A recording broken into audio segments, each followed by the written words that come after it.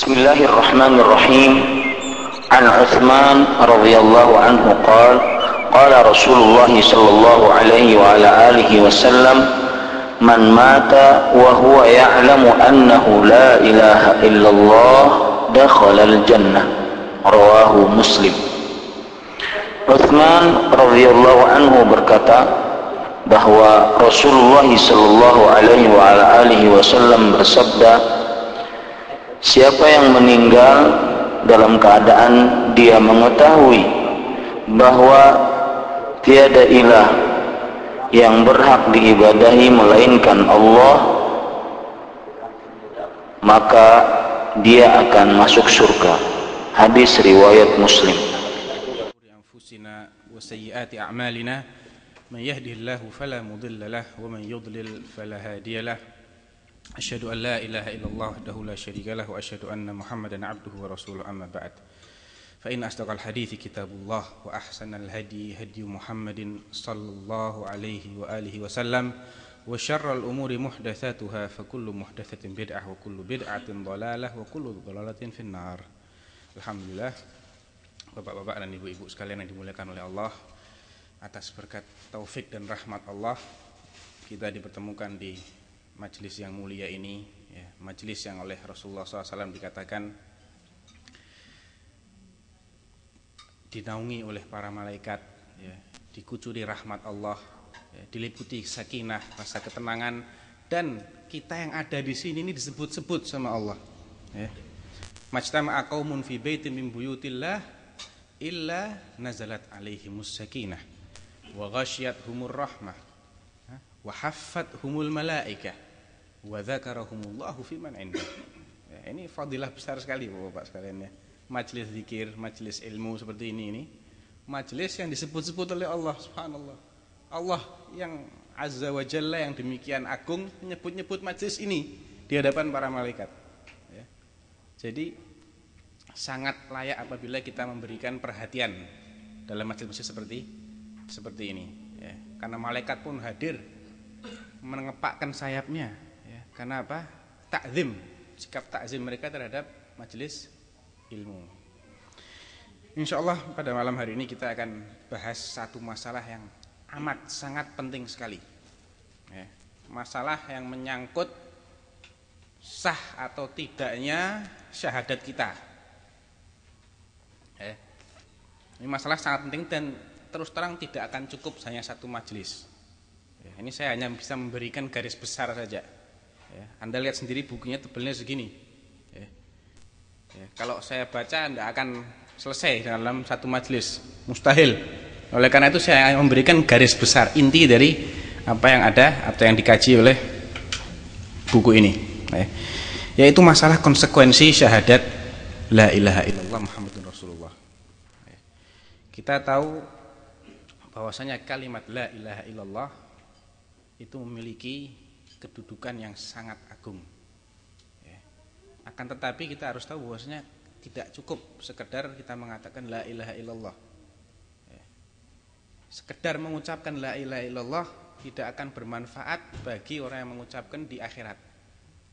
Di dunia mungkin dia dapat manfaat, tapi di akhirat mustahil kalau sekedar mengucapkan, ya. Apa dalilnya? Tentunya saya tidak boleh bicara tanpa dalil, ya. Dalilnya ialah firman Allah dalam surat Al-Munafiqun, ya. Dalam ayat yang pertama Allah berfirman, idza ja'akal munafiquna qalu nashhadu innaka la rasulullah wallahu ya'lam innaka la rasuluh wallahu yashhadu innal munafiqina lakadzibun. Allah berfirman, idza ja'akal munafiqun. Kalau orang-orang munafik itu, ingatlah, ya, ketika orang-orang munafik datang kepada engkau wahai Muhammad, qalu, dan mereka berkata, nashhadu innaka la rasulullah. Kami bersaksi bahwasanya engkau ini benar-benar Rasulullah. Apa kata Allah? Wallahu ya'lam innaka la rasul. Allah itu tahu kalau kamu itu rasulnya. Wallahu yashhad innal munafiqina lakadzibun.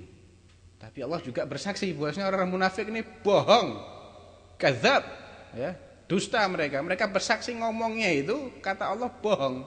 Artinya ucapan mereka yang hanya ngucap saja itu tidak ada manfaatnya di sisi Allah. Mafhum dari ayat ini kalau kita perhatikan artinya sekedar mengucapkan tidak akan bermanfaat kalau kita tidak menerapkan konsekuensinya. Jadi majelis kita judulnya kali ini adalah konsekuensi dari La ilaha illallah Muhammadur Rasulullah, yang oleh para ulama dinamakan juga, kadang mereka menyebutkan sebagai syarat-syarat La ilaha illallah.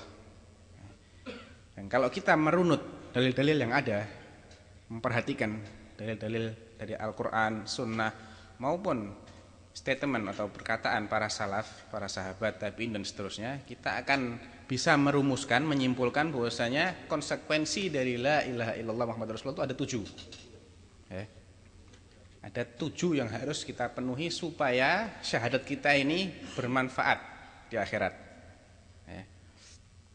Sebagian orang protes, wah ini bid'ah. Dari mana Anda mengatakan ada 7 syaratnya? Mana dalilnya 7? Saya kok nggak dapatkan ada ayat yang mengatakan ingatlah syarat syahadat itu ada 7 A, B, C, D, E, F, G. Nggak ada juga hadis yang mengatakan seperti itu. Kita akan sering mendengar nanti ini. Ini dari mana dalilnya? Kita katakan, Anda pernah belajar sholat? Pernah kan? Pernah belajar apa syarat-syarat sholat? Pernah. Apa misalnya? Toharoh, masuk waktu, menghadap kiblat, niat, ya, suci tempat, dan seterusnya. Kita katakan, mana dalilnya? Saya minta ayat atau hadis yang menyatakan syarat-syarat sahnya sholat itu A, B, C, D, E, F. Tidak akan dapat. Demikian juga syaratnya zakat apa? Nisab dan haul. Mana dalilnya? Ayat yang bilang seperti ini mana? Enggak ada. Syaratnya haji. Ya, nanti apa yang membatalkan haji, apa yang membatalkan sholat. Nah, ini semua adalah hasil yang oleh para ulama dinamakan dengan istiqra'. Istiqra' itu artinya merunut. Jadi kita baca Quran ini dari awal sampai akhir. Kita bisa mengumpulkan karena syarat-syarat ini tersebar dalam berbagai dalil, enggak cuma satu ayat gitu loh. Nah, demikian juga ketika orang mengatakan tauhid itu ada 3 macam, uluhiyah, rububiyah, asma wa sifat, ini juga dari hasil istiqra'. Kalau mereka menolak seperti ini, mereka juga harus menolak apa yang ada di kitab-kitab fikih itu. Konsekuensi dong. Ya, kita harus konsekuen. Kalau kita mau tolak, tolak semua. Jangan pilih-pilih. Yang cocok dipilih, nggak cocok kita buang. Jadi ini supaya kita punya landasan. Kalau ada orang menolak, kita katakan seperti itu. Ini dalilnya adalah tersebar dalam Al-Quran dan hadis. Kalau Anda sudah baca semua, Anda akan tahu, Anda akan percaya bahwasanya la ilaha illallah tidak akan bermanfaat kecuali dengan 7 konsekuensi. Yang pertama adalah al-ilm, ilmu. Ya. Dalilnya apa?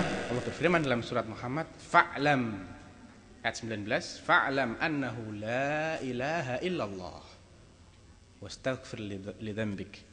Ketahuilah, ilmuilah, ya, pelajarilah bahwasanya tidak ada ilah, tidak ada yang pantas, yang berhak untuk diibadahi kecuali Allah.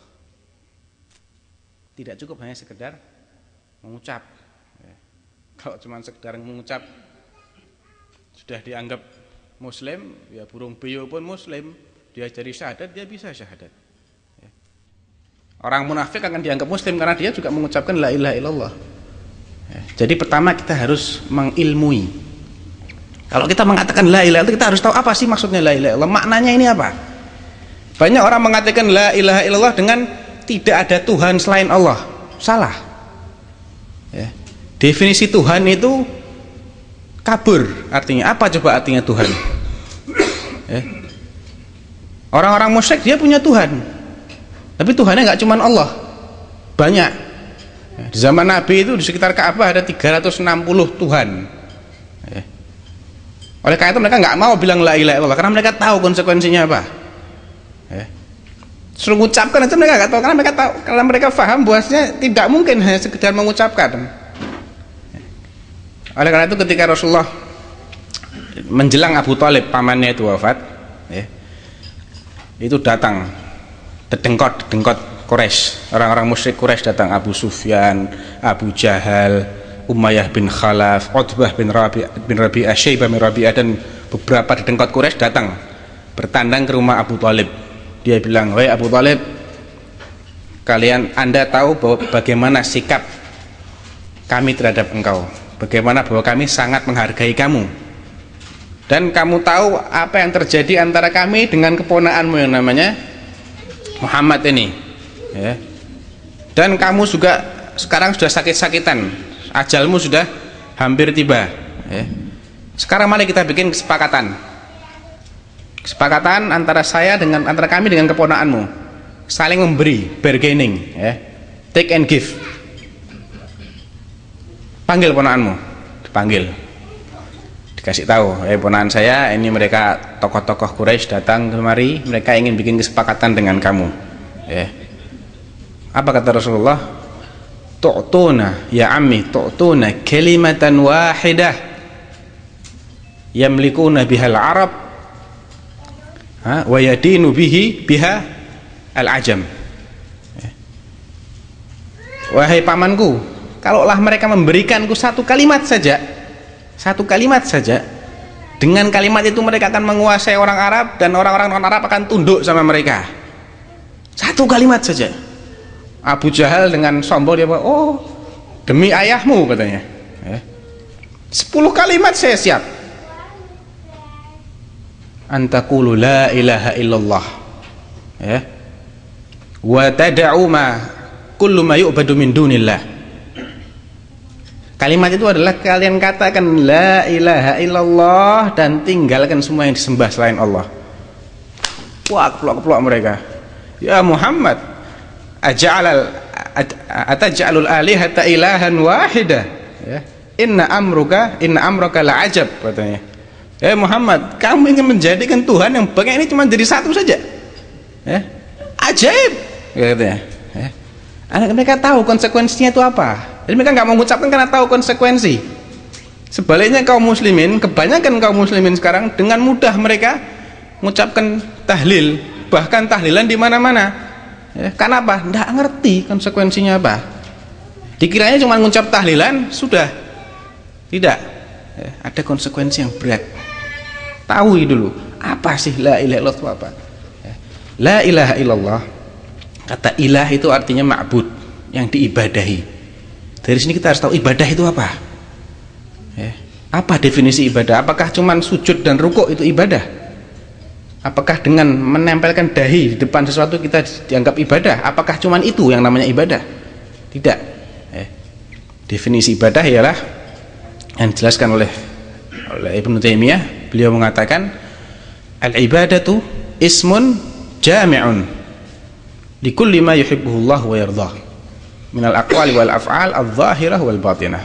Isim, nama jami' yang mengumpulkan, yang meliputi likulli ma yuhibbuhullah, artinya nama untuk segala sesuatu yang dicintai oleh Allah, baik sifatnya perkataan maupun perbuatan, baik yang zahir maupun yang batin. Jadi cinta itu bisa jadi ibadah, benci bisa jadi ibadah, marah bisa jadi ibadah, takut bisa jadi ibadah, ya. Tidak cuma sholat, saum, haji saja. Semua yang diperintahkan oleh Allah dan dicintai oleh Allah, maka itu ibadah. Oleh karena itu, seorang mukmin dia harus bisa membedakan mana takut yang diizinkan dan mana takut yang tidak diizinkan dalam syariat, ya. Ketika seseorang melewat tengah malam, melewati kuburan yang gelap gulita, kemudian dia takut, ini tauhidnya masih belum beres. Takut dengan siapa kamu? Takut dengan siapa? Saya takut dengan orang mati. Nah, ini tidak beres tauhidnya, ya. Takut yang dengan setan, ini juga nggak beres, karena Allah mengatakan innahu laisa lahu sultanun 'alal ladzina amanu wa 'ala rabbihim yatawakkalun, innama sultanuhu 'alal ladzina yatawallawnahu.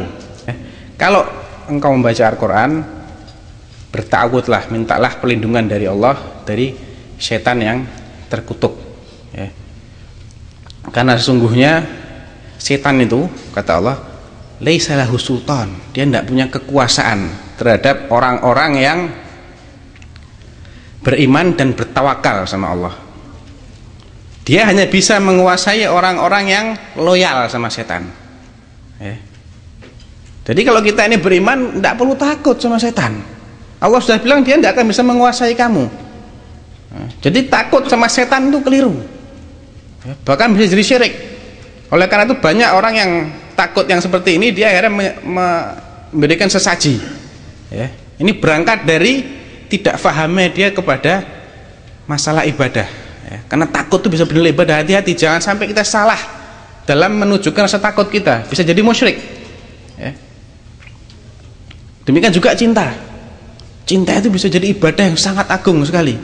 Allah berfirman dalam surat Al-Baqarah yang artinya walladzina amanu asyaddu hubban lillah. Orang-orang yang beriman itu sangat-sangat cintanya kepada Allah. Jadi kalau orang musyrik, dia lebih cinta kepada berhalanya atau menyamakan. Yuhibbunahum kahubbillah, mencintai berhala-berhala selain Allah ini sebagaimana mereka mencintai Allah. Jadi takut, cinta, benci, dan semua hal yang apa namanya bisa bernilai ibadah, kita harus hanya tujukan kepada Allah. Ini baru kita menjadi orang yang bertauhid. Jadi kita harus memahami syarat pertama adalah ilmu. Kita harus tahu apa sih la ilaha illallah, supaya kita tahu, supaya kita bisa apa namanya melaksanakan konsekuensinya. Ini kalau kita maknanya aja nggak tahu, ya syarat-syarat berikutnya tidak akan mungkin bisa kita terapkan. Ilmu ini adalah syarat pertama. Setelah ilmu, syarat berikutnya ialah al-yaqin, meyakini. Beda antara mengetahui dengan meyakini. Di mana bedanya? Ada yang bisa membedakan antara ilmu pengetahuan dengan keyakinan? Bapak-bapak pernah belajar geografi. Ada yang mengatakan bahwasanya luas Indonesia itu 1.900.000 sekian kilometer persegi. Itu ilmu. Anda yakin persis segitu luasnya? Enggak toh? Nah, ini beda Pak, antara ilmu dengan keyakinan. Ada yang bilang jumlah pulau Indonesia itu 17.000 sekian pulau. Ya itu kita cuma tahu saja, tapi kita enggak yakin apakah persis gitu. Ya kan? Nah, kalau orang mengatakan la ilaha illallah, dia tahu maknanya, tidak cukup dia sekedar tahu, dia harus meyakini memang tidak ada yang berhak, tidak ada yang pantas diibadahi kecuali Allah. Kalau masih ada keraguan, belum sah keyakinannya. Contohnya orang-orang munafik, dia tidak yakin, ragu-ragu terus. Atau orang-orang yang belajar filsafat, pasti dia seumur hidup akan dihinggapi keraguan-raguan sampai meragukan kebenaran Allah. Nah, ini tidak ada manfaatnya, dia bersyahadat 1000 kali pun tidak ada manfaatnya. Karena syarat syahadat itu diantara adalah al-yakin, benar-benar mantep ilmunya itu, istiqrar al-ilm fil qalb, istiqraruhu wa tuma'ninah, artinya kita ini benar-benar mantep, tidak ada keraguan sedikit pun terhadap kebenaran dan makna la ilaha illallah yang telah kita pelajari tadi. Ini syarat kedua. Jadi tidak boleh ada syak sedikit pun. Kalau masih ada syak, jadi keyakinannya masih luntur, belum dibilang orang yang meyakini. Contohnya adalah firman Allah dalam ayat-ayat pertama surat Al-Baqarah. Unzila min qablika wa bil akhirati hum yuqinun. Yuqin, yakin mereka dengan hari akhir. Kalau kita masih apa ada ya hari akhir itu ya? Jangan-jangan cuman setelah kita mati sudah mati. Nah, ini belum yakin, ya. Memang keyakinan pun ada tingkat-tingkatannya. Tentunya beda, yakinnya kita dengan yakinnya sahabat Nabi beda. Ya.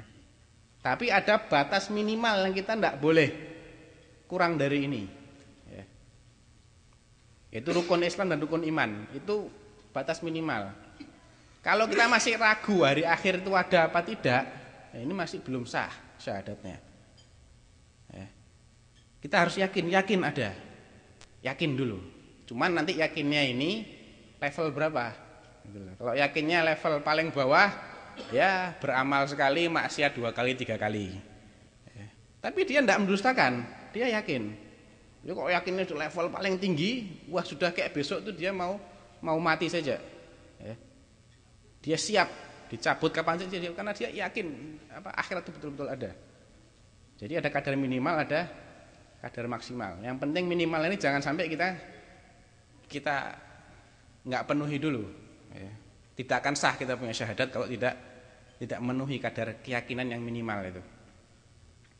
Kadang-kadang ini kalau pengakuan agama pun juga terbatas juga. Jadi bagaimana mencari ya mungkin minimal bagaimana karena ada orang-orang yang kurang juga agak pengakuan agama, jadi untuk meyakinkan diri merasa kurang juga gitu. Insya Allah pertanyaan ini insya Allah akan terjawab di sela-sela keterangan saya. Kalaupun belum terjawab, nanti kita akan jawab di akhir pengajian insya Allah. Jadi dipending dulu Pak. Jadi itu syarat yang kedua, yakin. Ya. Yakin itu istiqrar, mantap sudah ilmunya. Seperti Anda meyakini bahwasanya besok itu pagi, sekarang ini malam. Ada yang ragu kalau sekarang ini malam? Tidak ada kan? Itu yakin. Ya. Itu yakin sudah. Yakin itu mantap sudah. 1 + 1 sama dengan 2. Tidak ada yang mengingkari ini. Yakin gitu loh. Tapi kalau tadi ilmu itu masih belum tentu yakin. Sesuatu yang kita ketahui belum tentu kita yakini. Ya. Karena berbeda-beda. Disitulah iman berperan. Kadang-kadang iman itu memang aneh.